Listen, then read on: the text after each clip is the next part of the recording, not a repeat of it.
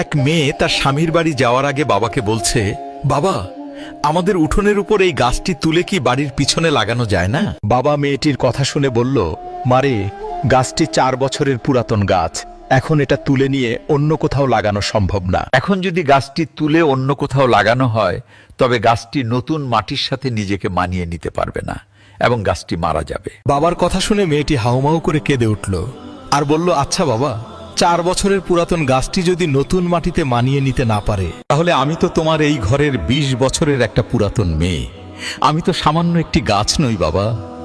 তাহলে তুমিই বলো, আমি কিভাবে অন্য একটি নতুন বাড়িতে গিয়ে নিজেকে সম্পূর্ণ মানিয়ে নিব, আর কিভাবে নিজেকে সম্পূর্ণ বাঁচিয়ে রাখবো বাবা? মেয়েটির মুখে এমন একটি কথা শোনার পরে তার পরিবারের সবাই অবাক হয়ে গেল, আর বাবা আওয়াজ করে হাউ মাউ করে কাঁদতে লাগলো। আসলে আমরা ছেলেরা মেয়েদের জীবনটাকে যত বেশি সহজ মনে করি, তাদের জীবনটা কিন্তু ততটা বেশি সহজ নয়, অনেক কঠিন। তাই আমি এই পৃথিবীর সমস্ত ছেলেদেরকে বলবো, আপনারা দয়া করে মেয়েদেরকে মন থেকে সম্মান করতে শিখুন এবং তাদেরকে ভালোবাসুন।